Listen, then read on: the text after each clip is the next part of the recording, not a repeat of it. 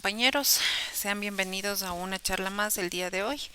Vamos a ver lo que es la guía práctica clínica de infección de vías urinarias en el embarazo.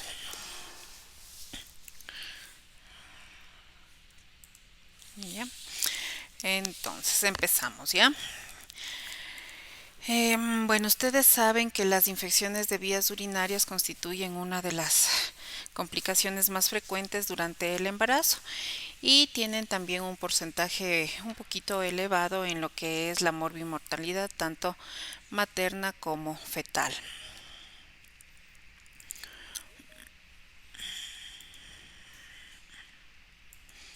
¿Ya? Entonces, las mujeres que desarrollan infecciones de vías urinarias, ¿a qué se debe esto? Se debe a los cambios funcionales que se darán durante el embarazo, a sus cambios hormonales y también a sus cambios anatómicos, ¿no es cierto? Y además por la localización del meato uretral, que el meato uretral que está expuesto a bacterias uropatógenas de la vagina que acceden al tracto urinario bajo sobre todo. ¿Cuál es este agente? Frecuentemente va a ser el Escherichia coli, que es el patógeno más frecuente que se ha encontrado o que se ha aislado en las infecciones de vías urinarias durante el embarazo. Y se ha visto que más de un 27% de partos pretérminos van a estar asociados con una infección de vías urinarias. Por favor, si cierran sus micrófonos, compañeros, porque si no, no podemos avanzar.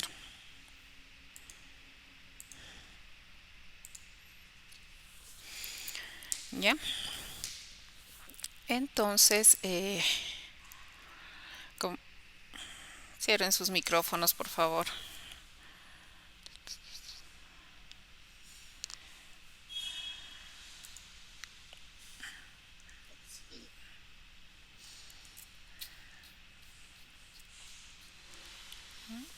Creo que ya. ¿Ya? Sí, como les había dicho, entonces más del 27% de los partos pretérminos van a estar asociados a infecciones, a infecciones de las vías urinarias.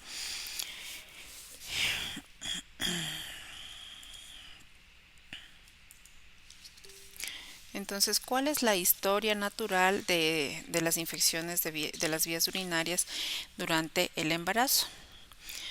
Entonces, básicamente las infecciones de vías urinarias es una de las infecciones más comunes en las mujeres embarazadas y no embarazadas. Es así que la bacteriuria asintomática, como su nombre lo indica, no va a presentar síntomas en el embarazo y por ello es que se puede determinar únicamente en relación con los problemas obstétricos que llevan a problemas perinatales de alto impacto en la salud pública.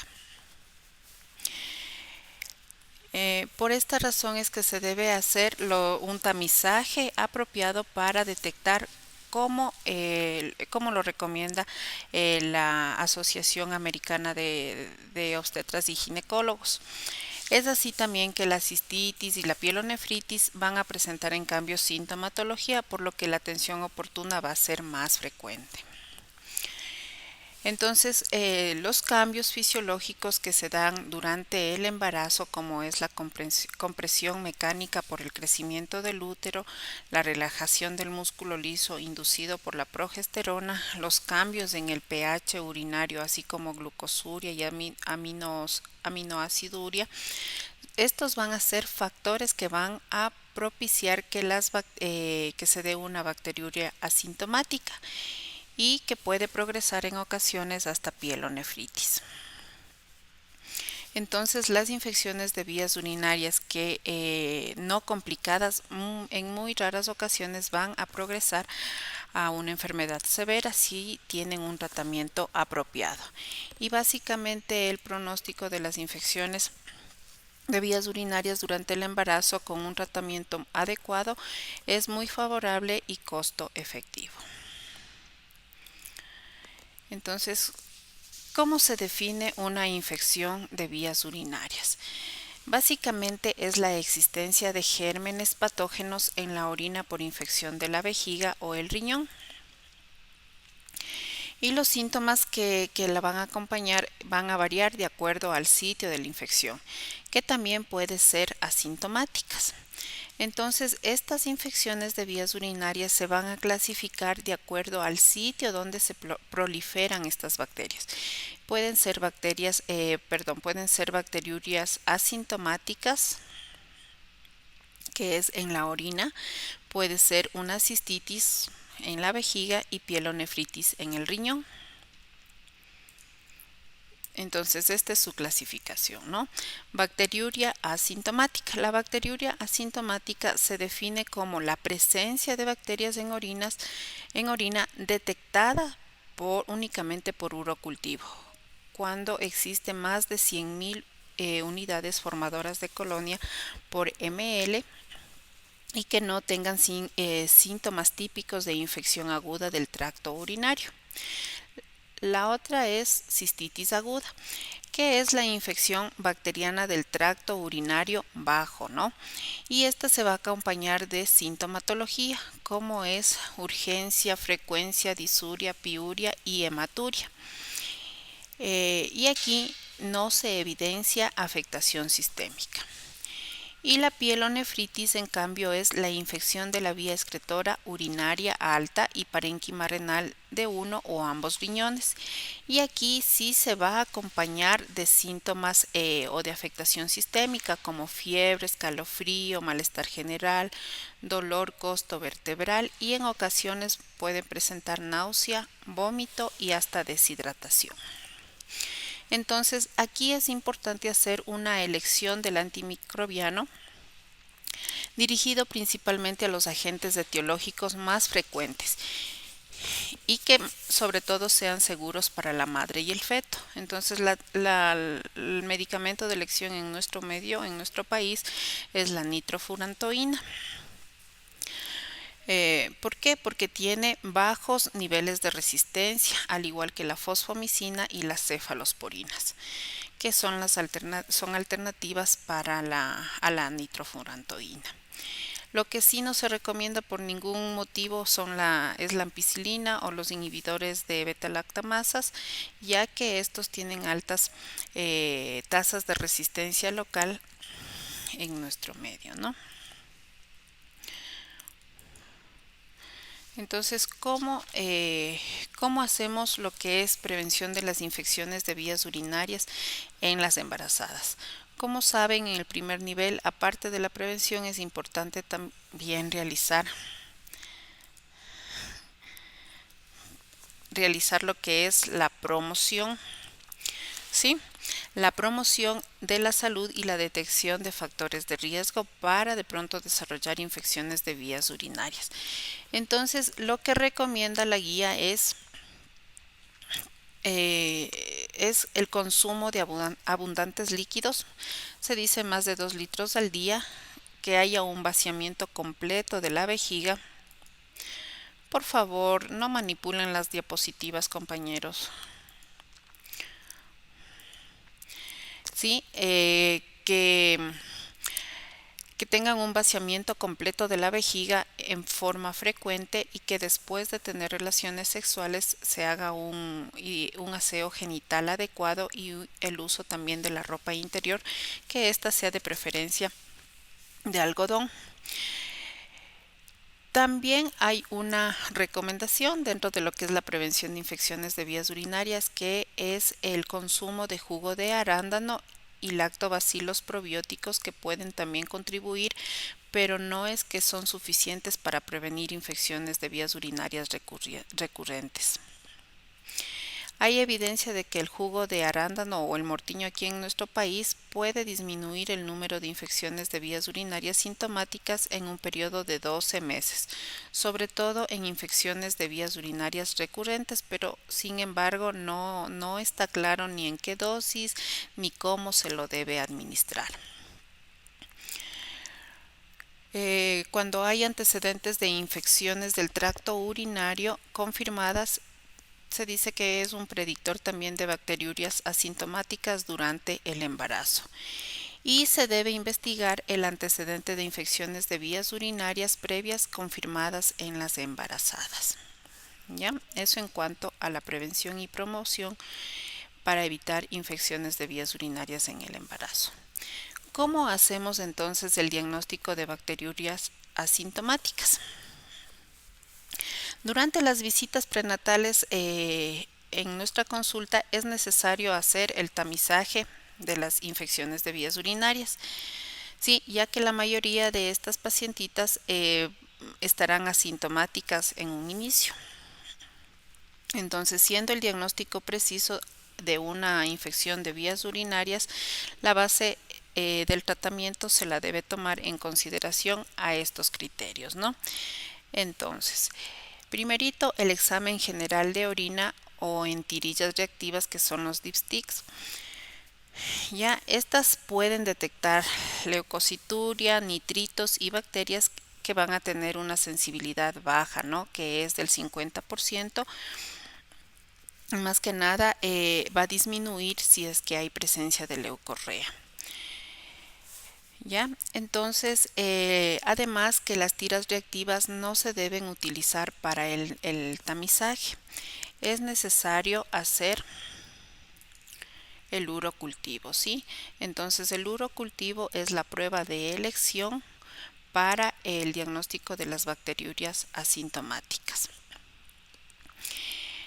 ¿Ya? Entonces, en el urocultivo se establece cuando el aislamiento es más de 100.000 unidades formadoras de colonias por mililitro de un solo germen, y se recomienda hacerlo entre las semanas 12 a 16 del embarazo o en la primera consulta prenatal, siempre y cuando no haya acudido durante estas semanas.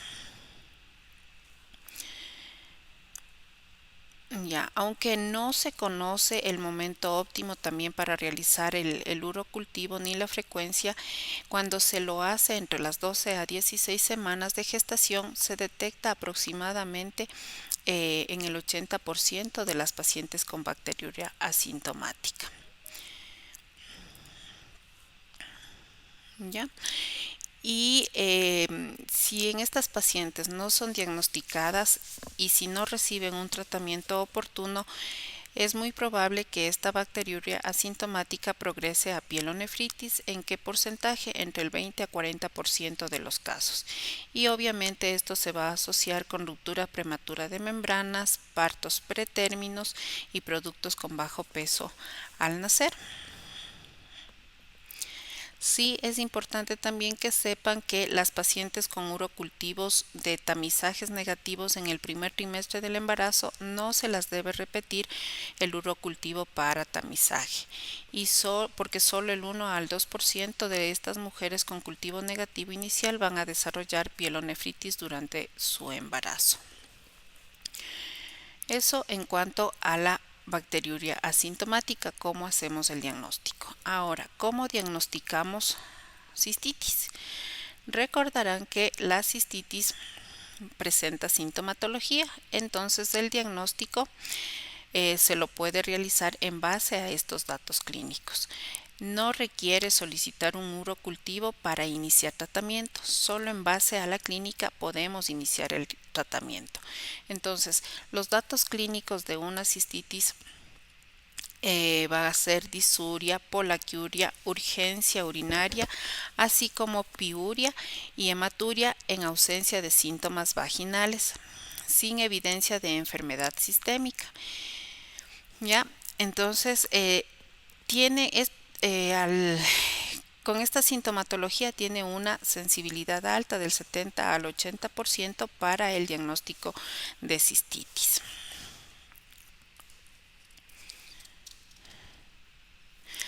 Es importante también que cuando hay secreción vaginal anormal va a disminuir esta sensibilidad, ¿no?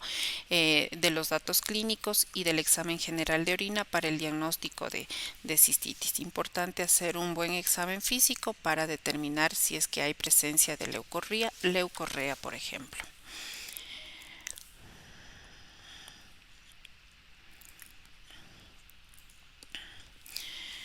Entonces, ¿cuáles son las recomendaciones para el tratamiento de las infecciones de vías urinarias en el embarazo?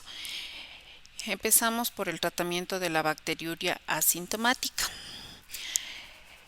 Como les dije anteriormente, primero se debe dar el tratamiento con un antibiótico, ya cuando se detecte que es una bacteriuria asintomática por urocultivo durante el embarazo. Entonces, debe tratarse en base a lo que nos dé el resultado del cultivo y la sensibilidad que reporte según el tamizaje. ¿Por qué? Porque el tratamiento de la bacteriuria asintomática reduce el riesgo de infecciones del tracto urinario alto, que es la pielonefritis, los partos pretérmino y el riesgo de productos con peso bajo al nacer. La etiología de la bacteriuria asintomática y de la cistitis en las mujeres tanto embarazadas como no embarazadas es similar, ¿no? Y el agente que se ha encontrado es la Escherichia coli en un 80 a 90% de las infecciones iniciales y en un 70 a 80% de las infecciones recurrentes.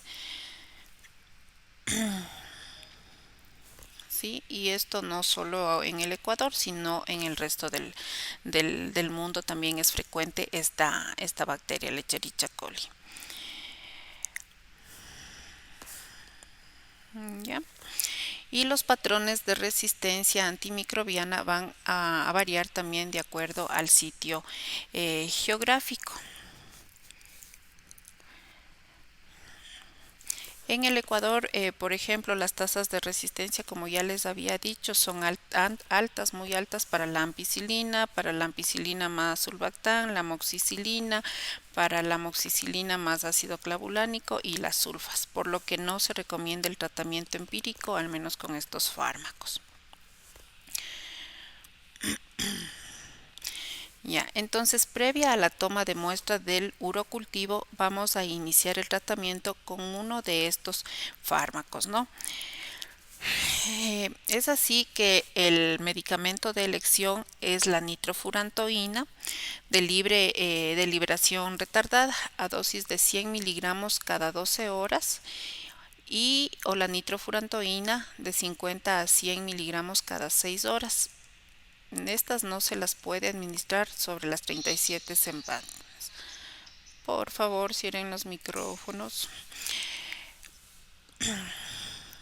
Ya, entonces aquí sí es importante para quienes de pronto trabajan en el sector público, desen una vueltita por la farmacia verificando qué medicación es la que con la que cuentan en sus unidades, porque a veces podemos medicar como nitrofurantoína nada más cada 6 horas y cuando en realidad en farmacia tenemos la de liberación retardada o viceversa.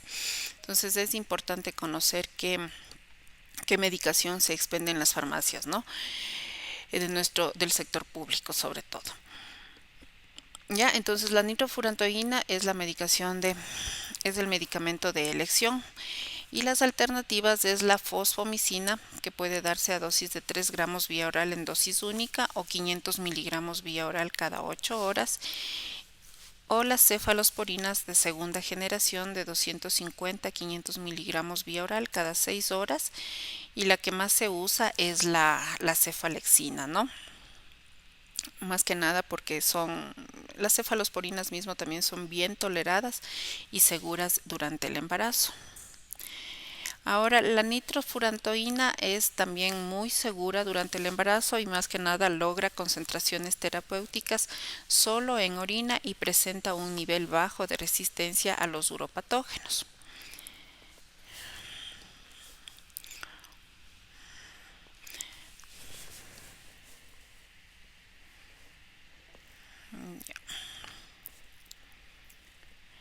Ahora, ¿cuál es la duración de este tratamiento? La duración del tratamiento no debe ser menor a 7 días, ¿no? Y en caso de que persista la bacteriuria, el tratamiento debe usarse o debe durar 7 a 14 días.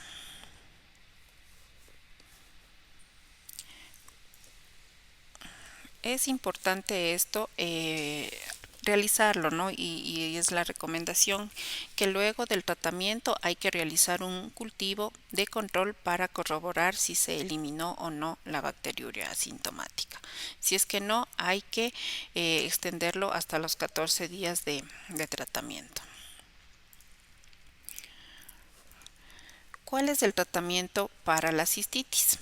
Entonces, el tratamiento para la cistitis dentro de la guía clínica nos indica o nos recomienda que son las mismas para la bacteriuria asintomática, porque los uropatógenos encontrados tanto en la cistitis como en la bacteriuria asintomática son los mismos, pero con la diferencia que en la cistitis se debe iniciar inmediatamente el tratamiento solamente con la sintomatología de la paciente, ¿ya?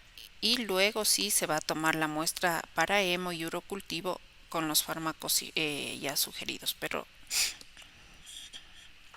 antes de que inicien el tratamiento.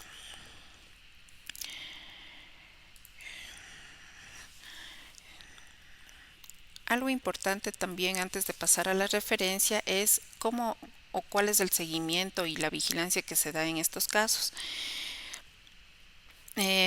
Bueno, la cistitis puede ser en ocasiones incapacitante para las actividades de la vida diaria y laboral de la gestante, entonces lo que se recomienda es extender también un certificado médico con descanso laboral por 1 a 3 días según sea necesario. Entonces, ¿cuáles son los criterios para realizar la referencia a especialidad? Sí, entonces se va a referir a la paciente cuando presenten estos criterios. Primero, que tenga una respuesta inadecuada al tratamiento, que haga intolerancia o que tenga alergia a los fármacos de primer nivel, que su diagnóstico clínico sea pielonefritis y que tenga complicaciones obstétricas relacionadas a las infecciones de vías urinarias como son parto pretérmino y ruptura prematura de membranas. ¿Y cuándo se va a realizar la contrarreferencia? Esta contrarreferencia va a ser cuando la atención del cuadro complicado de la infección de vías urinarias haya remitido, ¿no? Entonces, solo en esa situación puede el especialista contrarreferir a la paciente con todas las medidas y el manejo en un informe de acciones y resultados de la atención de especialidad, ¿no? Para que sea nuevamente manejada por el primer nivel. Y aquí básicamente está el resumen de todo lo que hemos hablado en estos minutos, ¿sí? Este es el flujograma del diagnóstico y tratamiento de la bacteriuria asintomática. Entonces, empezamos en la primera consulta prenatal, ¿no? Y lo que les había dicho, hay que hacer un examen físico y una anamnesis también minuciosa para determinar si presenta datos clínicos de vaginitis. Si es que los presenta, se va a dar el tratamiento para la vaginitis sobre la base de los datos clínicos que indica la paciente. Pero si no tiene clínica sugestiva de vaginitis, se va a solicitar el urocultivo de tamizaje en las semanas 12 a 16 en la primera consulta, ¿no? Prenatal. Y si es posterior o en la primera consulta prenatal, pero si es posterior a estas semanas de gestación.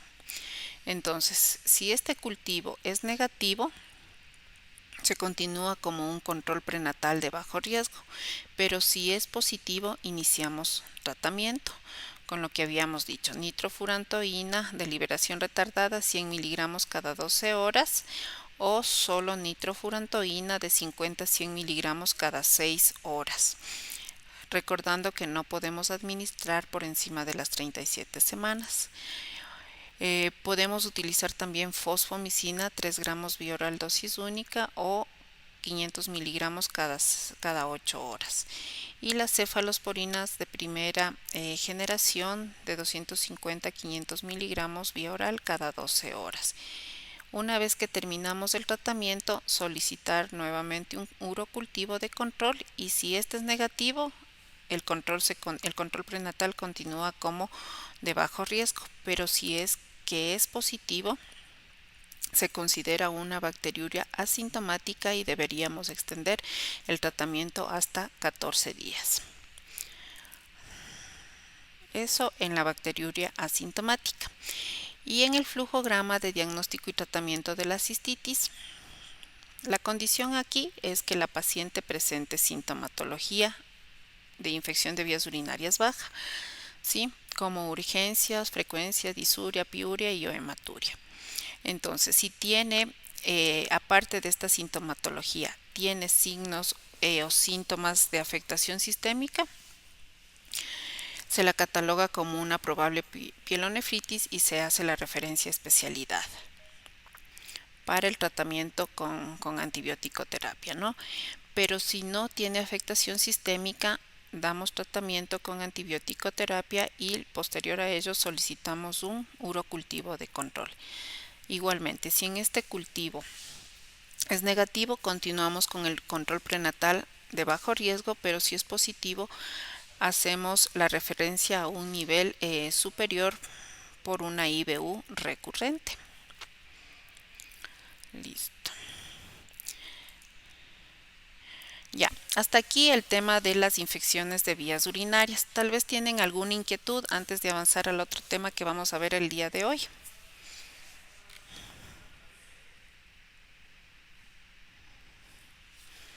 ¿Está todo claro?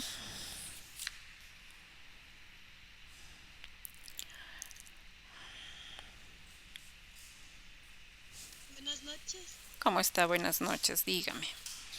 Por favor, la fosfomicina es 3 gramos dosis única o 500 cada 8 por cuántos días? Por 7 días.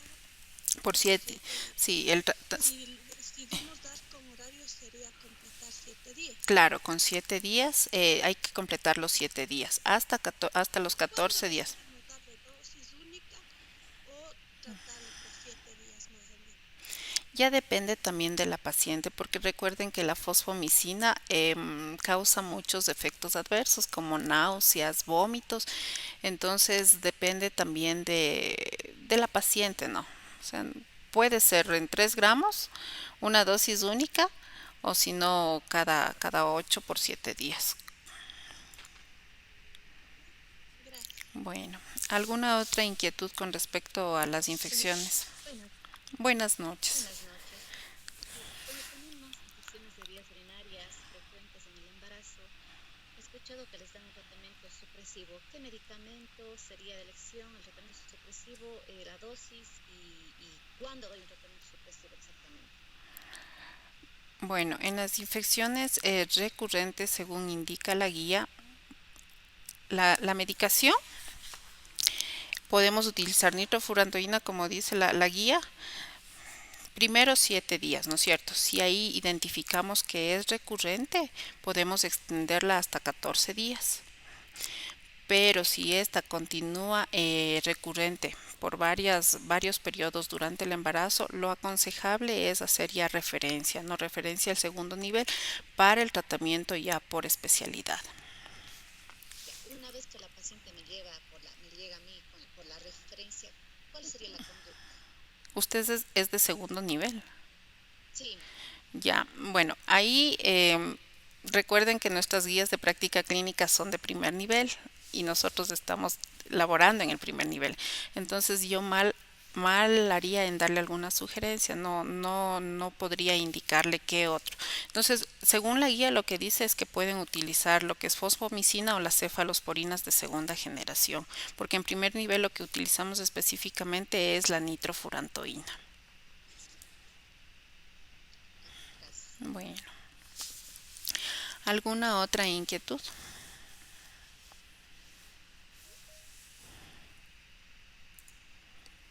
Una pregunta. Buenas noches, una consulta. En el caso de que la paciente llegue con síntomas como fiebre mayor a 38, taquicardia, que puedan ser atribuidas a la cistitis, en este caso a la pielonefritis, ¿Sería necesario activar la clave amarilla en atención primaria o remitir a la paciente por la pielonefritis directa? A ver, bueno, ahí ya depende también del score mamá, recuerden, ¿no? Ante toda gestante, primerito el score mamá. Sí se puede activar, porque si la paciente viene con afectación sistémica y tiene fiebre, como usted indica, taquicardia, entonces son síntomas de que de pronto está cursando un cuadro séptico. Podríamos sí activar la clave amarilla y obviamente hacer la referencia inmediata al siguiente nivel. Sí, porque recuerden que para pielonefritis el tratamiento generalmente ya es tratamiento intravenoso. Muchas gracias. ¿Alguna otra inquietud? Oh, sí. Buenas noches. En urocultivo, por lo general, dice para que sea positivo, sí, 1000 colonias. Ajá. Cuando me reporta 10.000, ¿qué significa? Que no, o sea, no ha desarrollado, o sea, no hay la cantidad suficiente de gérmenes del mismo grupo para considerarlo como, como una infección, ¿no? Latente. Hazme un favor, no tengo bien claro. Para tener un urocultivo positivo en el examen inicial, examen de orina, el hemo, ¿tiene que haber ya bacterias, leucocitos, nitritos o solo me da el urocultivo positivo para considerar una bacteriuria sintomática? Perdón, no le escuché bien, ¿me puede repetir la pregunta? Para decir la paciente tiene una bacteriuria sintomática, ¿Ya? ¿es necesario el urocultivo o simplemente con el hemo en lo que me demuestre que hay una infección? No, la guía es muy clara, tenemos que hacer urocultivo. Ajá. Hay casos, disculpe, no tengo bien claro, hay casos en que el urocultivo sea positivo y el hemo esté totalmente normal. No, no, no. Tiene que haber, Siempre un hemo sí, infeccioso y claro, un urocultivo. claro. Tiene que haber un hemo infeccioso y un urocultivo. Ujú. Muchas gracias. Bueno, ¿alguna otra inquietud? No, si no hay más inquietudes, pasamos al siguiente tema. Ya les vamos a cargar las diapositivas de lo que es el diagnóstico y tratamiento de infecciones vaginales en obstetricia.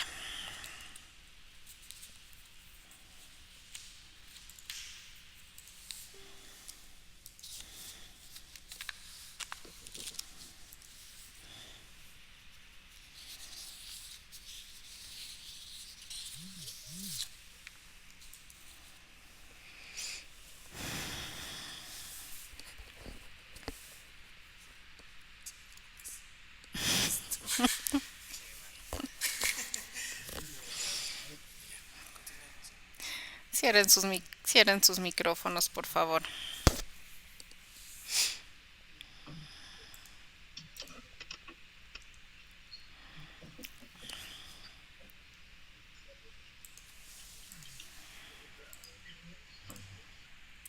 Ya. Listo, entonces continuamos con la otra guía que también está relacionada, ¿no? Con las complicaciones en el embarazo.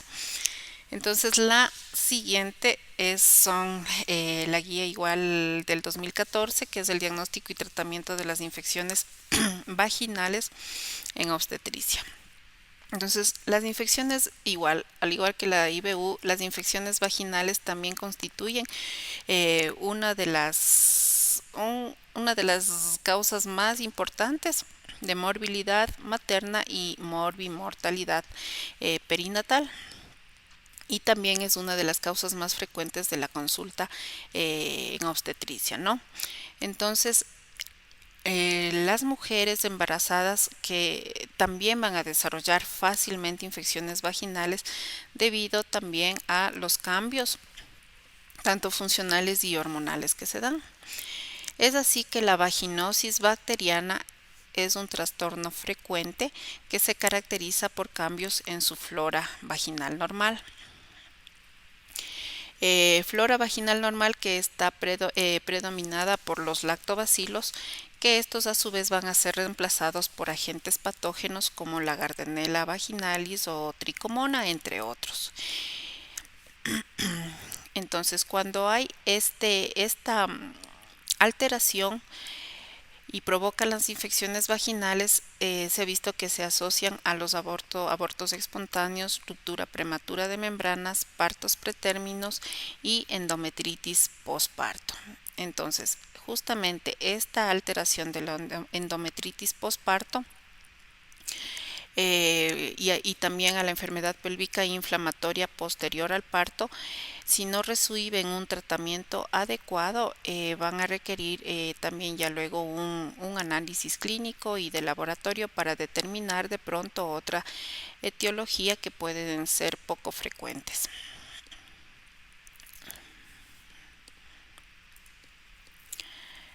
Entonces, recordando algunos agentes patógenos que afectan, tenemos por ejemplo la Candida albicans.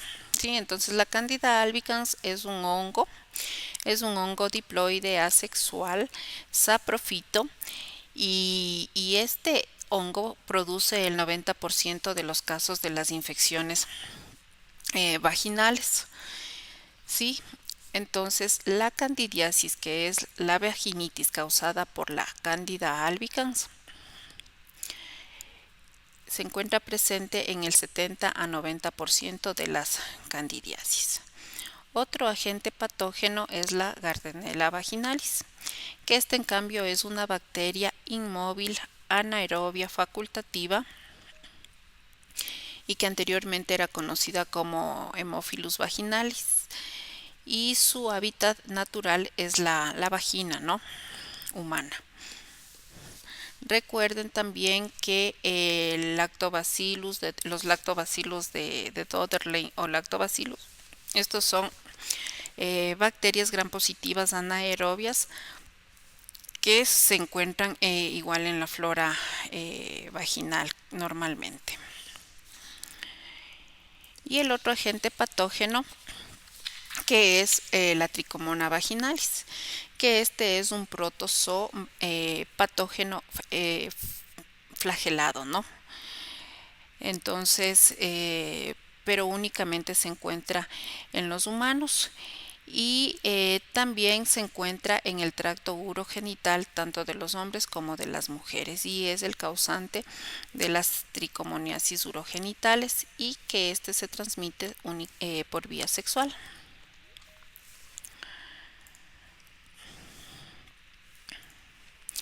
Entonces, ¿cuál es la etiología de las infecciones vaginales en la embarazada? Esto es una recomendación que todos los profesionales de salud deben considerar, que la causa más común de alteraciones del flujo vaginal son las vaginosis bacterianas, las candidiasis y las tricomoniasis vaginales, pero también deben considerarse otras causas no infecciosas y las infecciones de transmisión sexual. Entonces vamos a ver cada una de ellas. ¿Qué es la vaginosis bacteriana? La vaginosis bacteriana es un síndrome que se puede diagnosticar clínicamente y microbiológicamente también. Entonces, los criterios diagnósticos son los mismos para mujeres embarazadas y no embarazadas, y es la causa más común de flujo vaginal anormal en mujeres en edades reproductivas y embarazadas. Esta infección puede remitir espontáneamente y se va a caracterizar por un crecimiento excesivo de organismos anaerobios mixtos que sustituyen a los lactobacillus normales, dando lugar al aumento del pH vaginal, es decir, mayor a 4.5. La Gardnerella vaginalis se encuentra comúnmente en las mujeres con vaginosis bacteriana, pero la presencia de este microorganismo por sí solo es insuficiente para contribuir a un diagnóstico de vaginosis bacteriana, ya que se encuentran en un 30-40% de forma asintomática, ¿no? Entonces, la vaginosis bacteriana en el embarazo es más común entre las mujeres afroamericanas, en mujeres de bajo nivel socioeconómico y también en mujeres multíparas. Las mujeres embarazadas que tienen vaginosis bacteriana y tricomoniasis pueden presentar complicaciones como ruptura prematura de membrana y parto pretérmino. La candidiasis vulvovaginal. ¿A qué se debe la candidiasis vulvovaginal? Se debe a una colonización vaginal por cándida y que esta es relativamente frecuente entre mujeres atendidas en nuestra consulta de infecciones de transmisión sexual, presentando muchas de estas extensión hasta la zona anorrectal. Entonces, ¿qué es la cándida? ¿No? Lo que habíamos dicho son levaduras que se producen por germinación y entre otros cuadros provocan vulvovaginitis que pueden no ser transmitidas por el contacto sexual.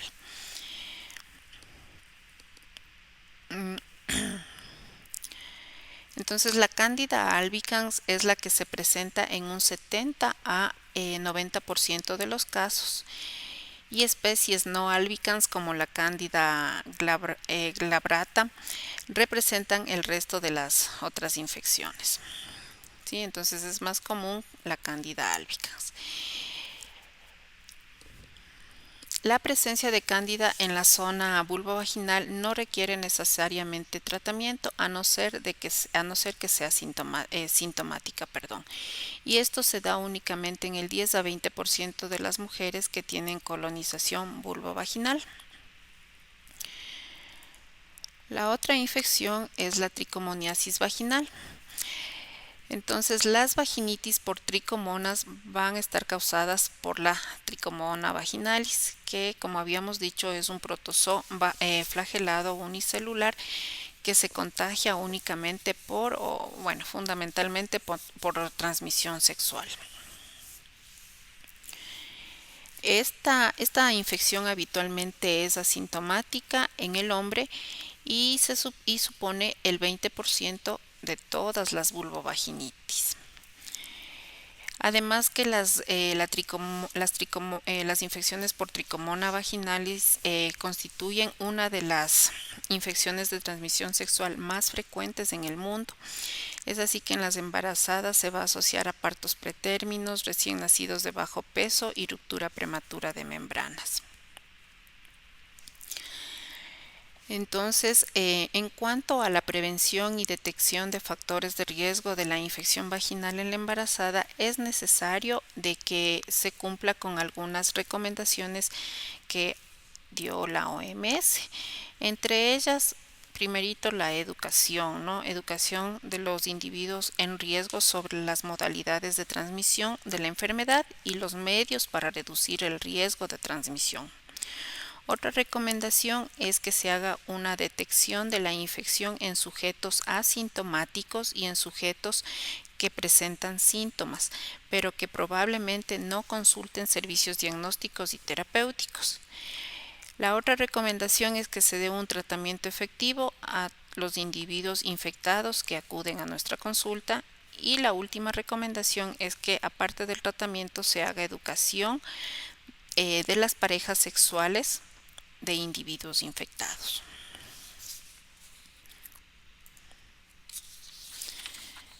Entonces, ¿cuáles son los signos y síntomas de cada una de estas infecciones vaginales según su etiología? Entonces, en las vaginosis bacterianas, la secreción va a ser mínima, el olor sugiere a pescado, no hay prurito y no tiene otros síntomas posibles. Los signos visibles es que la secreción se va a observar en la vagina, en el vestíbulo y no hay inflamación vulvar. Y el pH va a ser mayor a 4.5. En la candidiasis vulvovaginal, en cambio, la secreción es abundante y blanca, no hay mal olor, hay prurito vulvar, hay otros síntomas como dolor, dispareunia, disuria. Y dentro de los signos visibles están hallazgos normales o puede haber eritema vulvar, edema, fisuras, lesiones satélites, esto causados por el rascado, no por el prurito. y su pH va a ser menor o igual a 4.5. Y en la tricomoniasis la secreción es escasa y espesa, tiene un olor fétido, también hay prurito vulvar, hay disuria, dolor abdominal y la secreción es amarilla, espumosa, hay vulvitis, hay vaginitis, hay cervicitis y el pH es mayor a 4.5. Entonces, fácilmente con la visualización de la secreción podemos y del olor podemos hacer un diagnóstico si es una vaginosis bacteriana, una cándida, una candidiasis o una tricomoniasis. ¿Cómo es el diagnóstico de laboratorio de las infecciones vaginales en el embarazo? Entonces hay evidencia y de muy buena calidad eh, en la utilidad de los criterios clínicos de Amsel o de la tinción de Gram como mecanismos para detectar una vaginosis bacteriana. Entonces es así que los criterios de Amsel tienen una sensibilidad del 97% y la tinción de Gram del 62%. La especificidad de los criterios de Amsel del 95% y de la tinción de Gram del 66%. Esto es importante también saber que el cultivo de Gardnerella vaginalis no se debe utilizar para hacer el diagnóstico de una vaginosis bacteriana, ya que ésta se puede cultivar a partir de la secreción de la vagina en más del 50% de mujeres normales y asintomáticas. Además, recuerden que la Gardnerella es un ente normal de la vagina, ¿no? En el 30-40% de los casos. Entonces aquí en esta tabla se describen los criterios clínicos de Amsel y la tinción de Gram, que esto lo debería hacer laboratorio. Entonces, dentro de los criterios de Amsel nos indica que de los 4 criterios con que presente 3 ya es diagnóstico de vaginosis bacteriana. Es decir, que el laboratorio debería reportar las características del flujo, si es homogéneo, delgado y blanco, si hay presencia de células guía al microscopio, si el pH del flujo vaginal es mayor de 4.5 y si el olor a pescado con KOH al 10% es positivo, entonces tenemos un diagnóstico de vaginosis bacteriana. Y en la tinción de Gram se van a evaluar los siguientes criterios, que es por grados. En el grado 1, que significa normal, que hay predominio de lactobacilos. El grado 2, que es intermedio, es decir, que hay una flora mixta con algunos lactobacilos presentes, pero se observan morfotipos de Gardnerella y o Mobiluncus. En el grado 3, en cambio, hay vaginosis, es vaginosis bacteriana, es decir, que predominan morfotipos de Gardnerella y o Mobiluncus. Hay otros grados también adicionales que no se han correlacionado con la clínica y estos son el grado 0, es decir, que no hay bacterias presentes, y el grado 4, que predominan cocos gram positivos. Pero si ustedes recuerdan, en la tinción de Gram generalmente nos detallan de esta manera. Entonces, al tener estos criterios presentes, ya se puede decir que es un diagnóstico de vaginosis bacteriana. Ahora, ¿cuál es el diagnóstico de laboratorio para la detección de la Candida albicans y de la Tricomona vaginalis?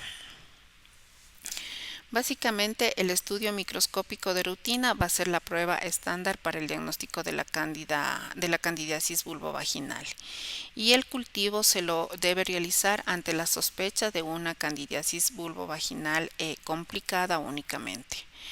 La observación directa de Tricomona vaginalis en un frotis en fresco tiene una sensibilidad de más o menos el 70% en mujeres y del 30% en los hombres, pero cuando se tome esta muestra hay que leer rápidamente, porque la Tricomona vaginalis pierde su movilidad, no pierde la movilidad del parásito, y no se va a poder obtener o no se va a poder observar y determinar si es tricomona o no.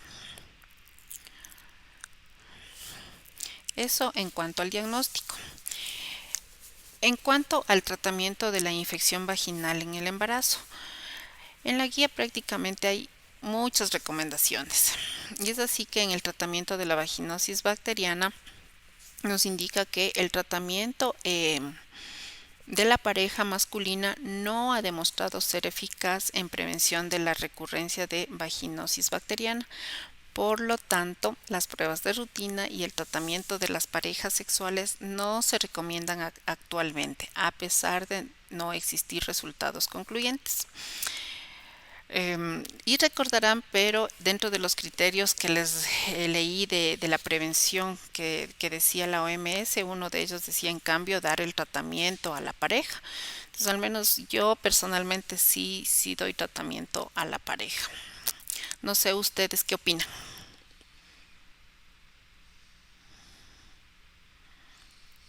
¿Alguien que quiera dar su opinión con respecto a esta recomendación de no dar tratamiento a la pareja o sí dar?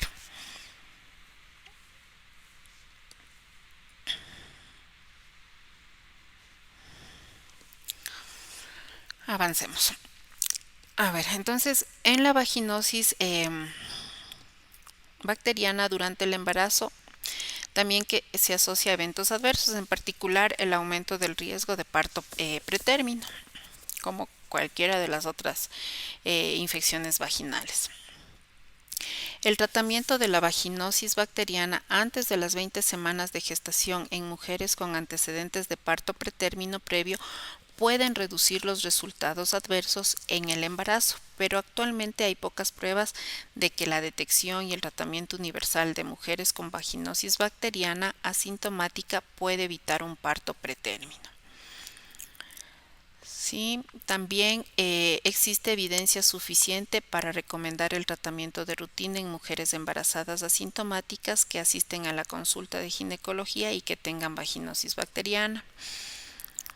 Lo que habíamos dicho que se asocia con abortos, partos pretérminos, rupturas prematuras de membrana y endometritis posaborto y posparto. Que en las embarazadas sintomáticas con antecedentes de parto pretérmino y o ruptura prematura de membranas está indicado el tratamiento con metronidazol oral. También otra recomendación es que el tratamiento oral o vaginal es aceptable para lograr la curación en mujeres embarazadas con vaginosis bacteriana sintomática que tienen bajo riesgo de resultados obstétricos adversos. Otra recomendación es que las mujeres con vaginosis bacteriana que están embarazadas o que están dando de lactar pueden usar tanto terapias orales como intravaginales. No está, se puede usar libremente el metronidazol, ¿no? El metronidazol que está recomendado como medicamento de primera línea en el tratamiento para la vaginosis bacteriana. Sí, es más seguro también que la clindamicina. Pero sin embargo la clindamicina es el tratamiento alternativo, ¿no? Cuando no se puede administrar o de pronto la mujer embarazada experimente efectos secundarios con el metronidazol oral, como son el sabor metálico, los síntomas gastrointestinales.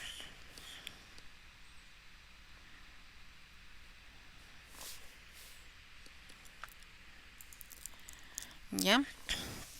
Es necesario también que se realice, si se realiza el tratamiento para la prevención de resultados adversos del embarazo, se debe usar el metronidazol por vía oral o la clindamicina oral durante 7 días, mientras que la terapia vaginal no se recomienda para la prevención de eventos adversos. Ahí sí es necesario usar por vía oral. Esto es importantísimo porque antes no medicábamos el metronidazol por la supuesta teratogenicidad que este ocasionaba, pero no hay evidencia de esto, es así que se puede administrar durante el primer trimestre del embarazo. Como tratamiento alternativo o en caso de alergia o intolerancia al metronidazol, como ya les había dicho, es la clindamicina en cremas vaginales.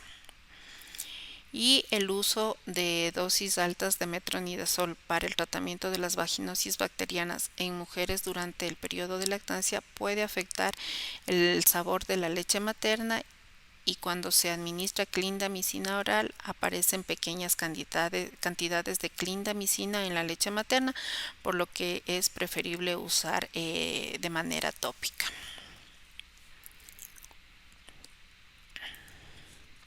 Entonces, ¿qué se recomienda o cuál es el tratamiento farmacológico para la vaginosis bacteriana? Como habíamos dicho dentro de las recomendaciones, el de elección es el metronidazol. ¿A qué dosis? 500 miligramos 2 veces al día durante 7 días o 250 miligramos 3 veces al día durante 7 días. O también se pueden ocupar en terapias intravaginales un óvulo de 500 miligramos diario intravaginal por 7 días. Y el medicamento alternativo es la clindamicina de 300 miligramos 2 veces al día por 7 días. Y como terapia intravaginal, la misma clindamicina 5 gramos, que es un aplicador lleno de crema que se debe aplicar profundamente en la vagina cada noche durante 7 días.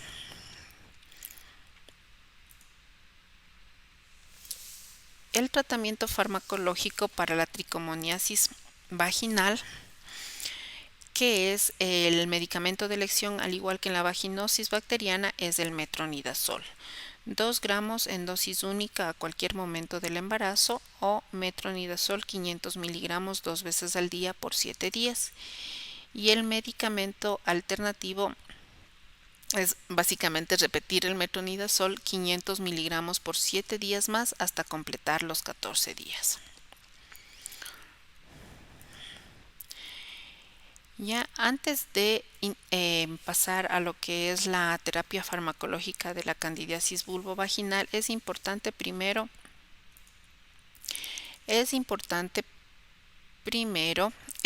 hacer una clasificación de la candidiasis vulvovaginal, y esta se va a clasificar en una candidiasis vulvovaginal complicada y no complicada, porque de esta clasificación va a depender el tratamiento. Entonces se considera una candidiasis vulvovaginal no complicada cuando estas infecciones por cándida son esporádicas o infrecuentes, cuando esta infección sea leve o moderada, que sea causada por Candida albicans y que se presente en mujeres no inmunocomprometidas. Y la otra es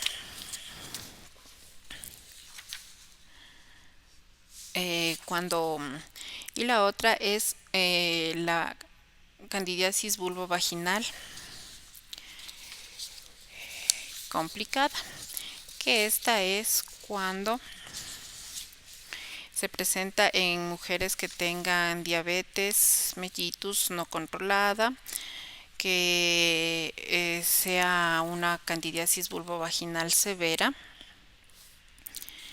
¿sí? Además que sea también que esté causada por otros tipos de cándidas y que se presente hasta más de 4 episodios en un año. Entonces, de esa manera se la considera como una candidiasis vulvovaginal complicada.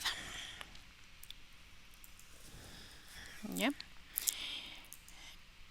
Entonces, considerando eso, ¿cuál es la terapia para la candidiasis vulvovaginal no complicada?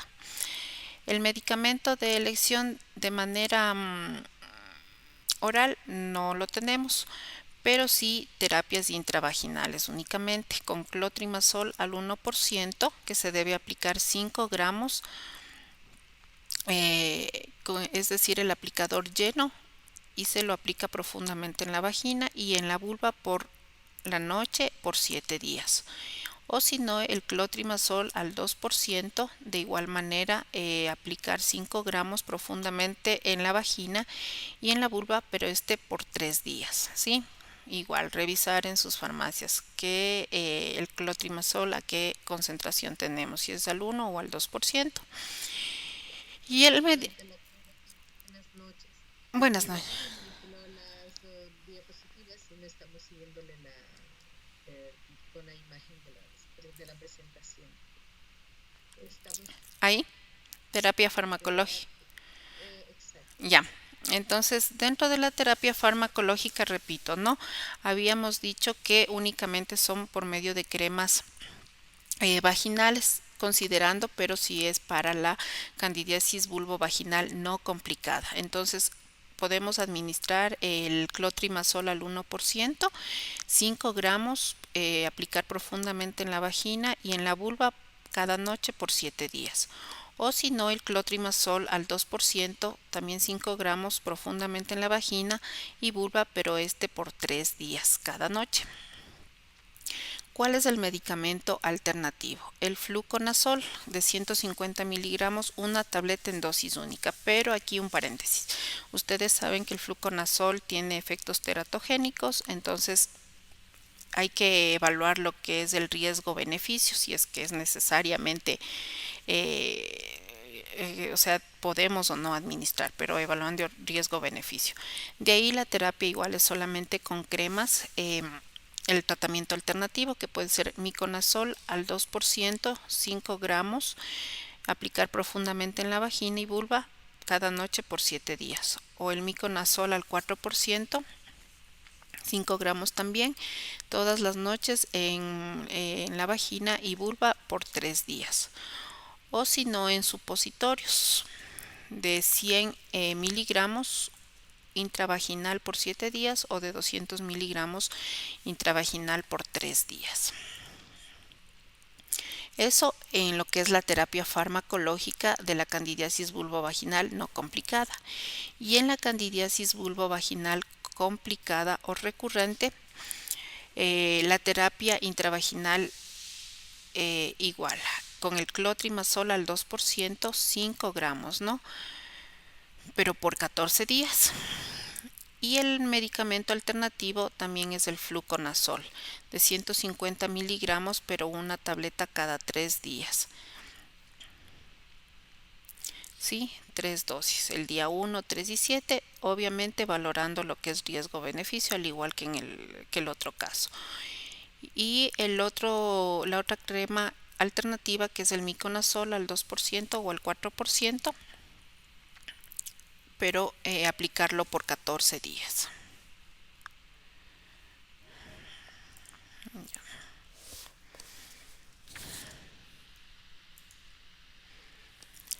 Eso en cuanto al tratamiento farmacológico. Y en cuanto a los criterios de referencia y contrarreferencia.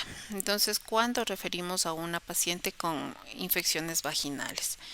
Se refiere inmediatamente al ginecólogo cuando no hay una respuesta adecuada al tratamiento, cuando hacen intolerancia o alergia a los medicamentos de elección, cuando hay vulvovaginitis complicadas o embarazos con alto riesgo de complicaciones obstétricas relacionadas a vulvovaginitis como son el parto pretérmino, la ruptura prematura de membranas, diabetes no controlada, inmunocomprometidas, VIH o infecciones por cándida que no sea cándida albicans, sí, sobre todo esa, ¿no? Y cuando hacemos lo que les decía, ¿no? Cuando presentan vulvovaginitis recurrentes también, más de 4 por año. En estos casos, la referencia al especialista. Y la contrarreferencia es cuando se haya superado este cuadro complicado, el especialista deberá contrarreferir a la paciente con todas las indicaciones claras para que el médico en primer nivel haga el seguimiento. Eso, no sé si tienen alguna inquietud con respecto a lo que son las vaginosis bacterianas. Buenas noches, doctora. ¿Me podría explicar sobre la obtención de grano de candidata y otros, como si los cocos superaban? Eso no lo entendí, el grado 0 y el grado 4. Ya le vemos. Esta de acá, que hay otros grados adicionales que no se han correlacionado, que no se han correlacionado con la clínica característica. Sí, el grado cero cuando no hay bacterias presentes, es decir, cuando no encontramos bacterias, ¿no es cierto? Y el grado 4 es cuando ya predominan cocos gram positivos. Pero en realidad este casi lo utiliza frecuentemente o no reporta laboratorio, al menos de esta manera. Más frecuente es que lo reporten en grado uno, 2 y 3. Y si es que tendríamos los cocos gram positivos, ¿cuántas cruces deberían ser? Generalmente de uno a 3 cruces. Y si tengo, o sea, cocos gram positivos, solos una cruz, cocos gram positivos en pares una cruz, ¿le trataríamos Sí, hay que dar tratamiento. Ujú. como vaginitis bacteriana? Claro, como vaginosis bacteriana. Ujú. Ay, perdón, vaginitis. Ya. Y si tenemos adicionales levaduras, ahí trataríamos como una vaginitis, Mm, ¿cierto? claro, ujú. Hay que dar para la candidiasis también. Ya. ¿Y cómo trataríamos ahí? ¿Sería mejor terapia oral y también intravaginal? Claro, claro, porque la terapia oral es para la vaginosis bacteriana. Metronidazol, 500 miligramos, 250 miligramos cada 8 horas o si no 500 cada 12 horas. ¿Sí? Y para la candidiasis tendríamos que aplicar el clotrimazol al 1%, 2%, dependiendo de lo que cuenten en la farmacia, si es que es sector público. Y el clotrimazol de 500, si elegiría solo terapia tópica, sería el clotrimazol de 500, podría utilizarle también dosis única y luego el metronidazol tópico también, ¿sería posible o no así? No, de preferencia en las vaginosis bacterianas, la terapia de preferencia es oral, según la recomendación de la guía. ¿Ya? Y No, en una vaginitis. en la vaginitis, por eso. Porque si estamos hablando de una mixta y puede ser que sea por la vaginosis bacteriana más la candidiasis vulvovaginal. Entonces, recomendación, tratar la vaginosis vía oral y la candidiasis tópica con las cremas o los supositorios.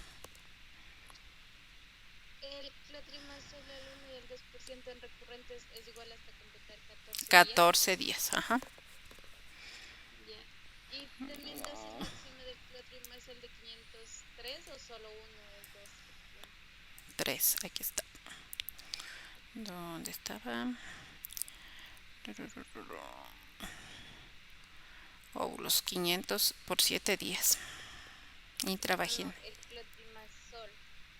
Es que hay óvulos de 500. Ah, ya.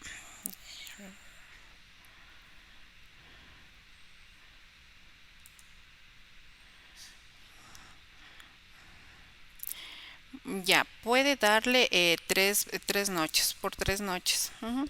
Pero la guía lo que recomienda son las cremas. Ah, las cremas, más que los óvulos. ¿Y el clotrimazol de 250 igual por 3 noches o es Ya no, ese diferente? sería por 7 noches. Ujú, en óvulos. Exacto. Bueno. Discúlpeme, doctora, ¿me puede aclarar los términos de vaginitis y vaginosis? Ya, la vaginosis es cuando hay una infección bacteriana y la vaginitis puede ser por una infección por cándida o por tricomonas. Doctora, en el caso que tenga que tener una vaginosis, No le escucho bien. sí, en el caso que tenga una paciente con vaginosis bacteriana y puede utilizar el metronidazol, puede utilizar el metronidazol vía oral y al mismo tiempo intravaginal. No, no, no. Tiene que Solo utilizar, oral. no, uno, de preferencia el oral, como le decía a la compañera anteriormente. De preferencia el oral. Ujú. Porque hay casos, verá, hay casos de, por ejemplo, que dicen, para reforzar el tratamiento le voy a dar vía oral y vía intravaginal. Pero no es lo recomendado. Tiene que ser la terapia únicamente oral.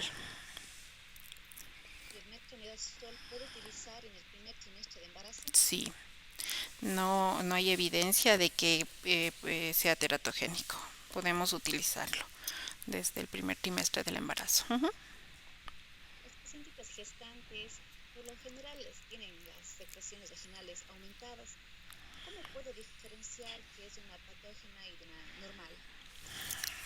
A ver, vamos a la tablita de acá.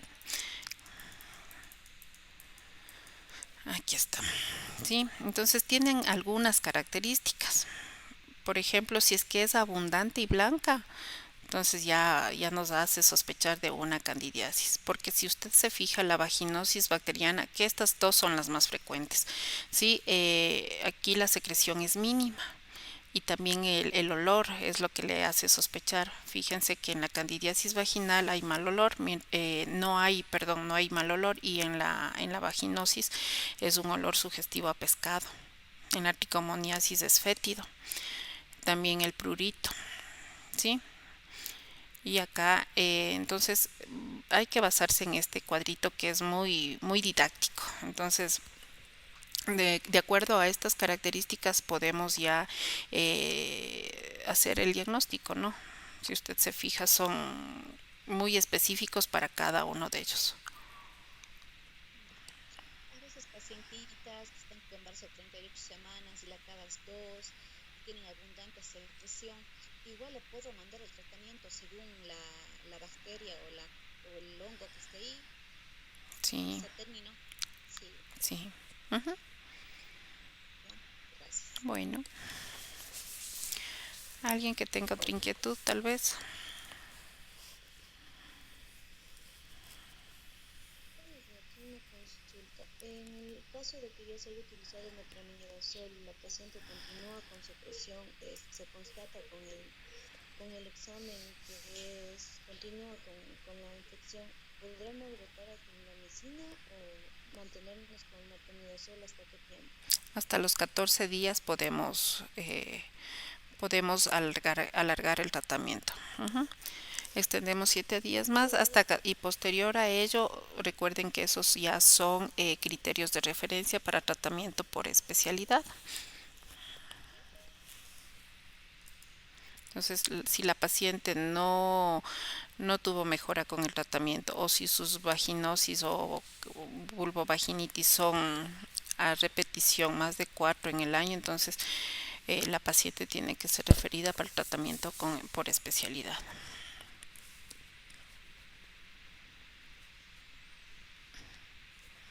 ¿Alguna otra inquietud?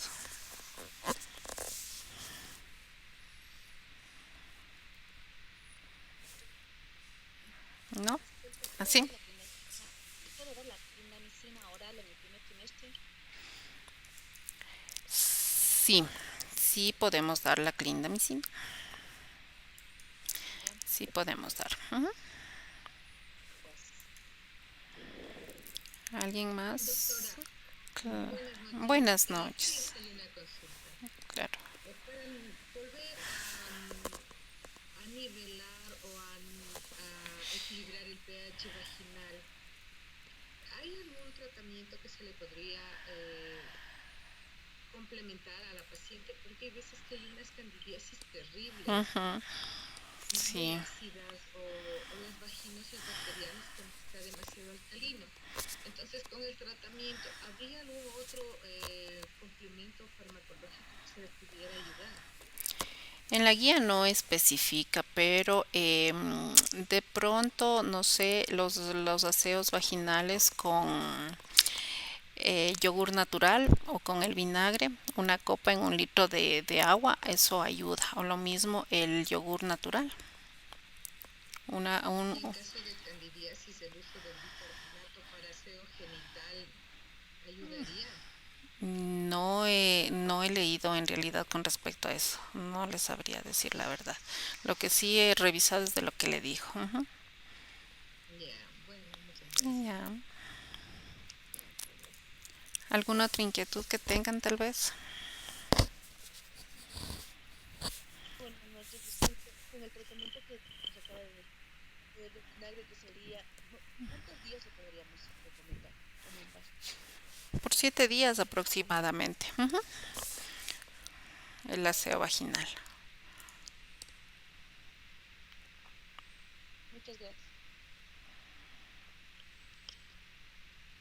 ¿Alguna otra Doctor, inquietud? ¿es recomendado en los extranjeros? A ver, uno por uno. A ver, vamos compañera, dígame. ¿Es recomendado los jabones vaginales o deben suspender también? De preferencia suspender porque los jabones vaginales son perfumados y estos alteran obviamente el pH y eso hace que haya un aumento en la proliferación de los patógenos. Entonces sí, sí se recomienda la suspensión. Gracias. Compañero, Buenas noches, doctora. Buenas noches, doctora. ¿cómo está? Con respecto a la pregunta anterior acerca del desequilibrio en la flora vaginal, ¿puede estar recomendada la utilización de óvulos con lactobacilo?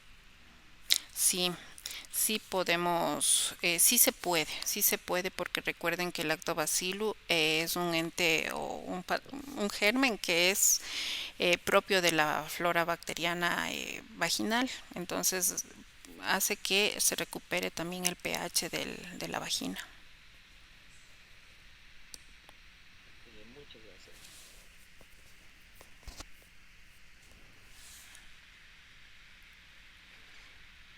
¿Alguna otra inquietud que tengan tal vez?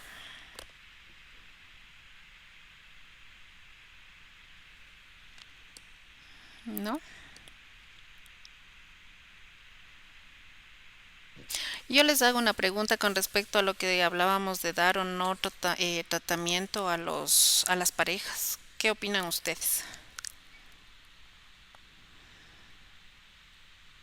Bueno, según las vivencias de nuestras usuarias y por el sistema que se ha aplicado desde tiempos atrás del tratamiento sindrómico de las infecciones genitales, sobre todo lo que es tricomonas, Gardenela. vaginosis bacteriana, gardeniera, perdón. Yo al menos comparto la idea de que sí se le debería dar tratamiento a la pareja, a pesar de que en las guías dice que no, Ujú. ya que la paciente se trata y vuelve con las infecciones y vuelve con las infecciones. Entonces, adhijimos a que el tratamiento no, o sea, es el apropiado, pero si no se le trata a la pareja, pues vamos a tener estas reincidencias. Ujú. Sí, sí, sí, yo también sí estoy de acuerdo en que se debe dar el tratamiento a la pareja. Y es más, no sé, quienes estén en el Ministerio de Salud, hay hasta una matriz en la que reportamos de las ITS en las que nos preguntan, ¿se dio tratamiento a la usuaria? Sí o no. ¿Se dio tratamiento a la pareja? Sí o no. Entonces hay como que un poco de ambigüedad, pero yo comparto igual su opinión, que sí se debería dar. ¿Alguien más de pronto que opine lo contrario? Bueno, yo estoy de acuerdo, doctora. Además que los hombres son asintomáticos, entonces Ujú. obviamente nunca vamos a tener el síntoma como para tratarlo, entonces obviamente se debería darle tratamiento. Sí, listo. Sí, muy bien. No sé, alguien más que tenga alguna otra inquietud o que quiera hacer algún otro aporte. Doctora, disculpe, el exceso de luces vaginales, ¿no sería peor para la flora vaginal? Duchas vaginales. Sí, Sí, sí, sí, porque cambia lo que decíamos, ¿no? Y peor aún si lo hacen con jabones o los jabones vaginales. Sí cambian. Pero de lo que hablábamos, por ejemplo, del lactobacillus, como es del yogur o del vinagre, se recomienda una vez, nada más en las noches, una vez al día. En las noches, máximo por 7 días de lo que he leído. Ya, perfecto.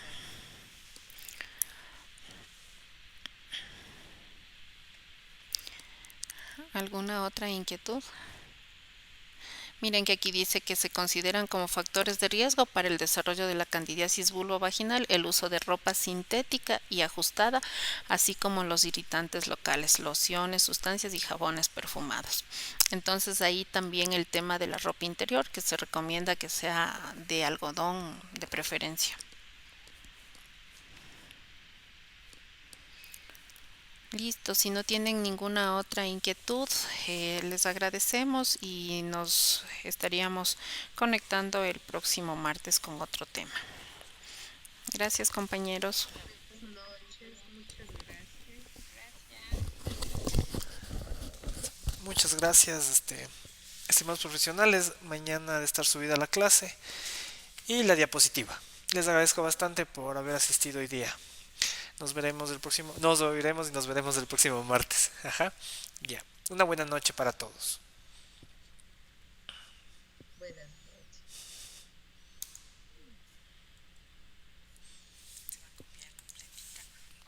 Ajá.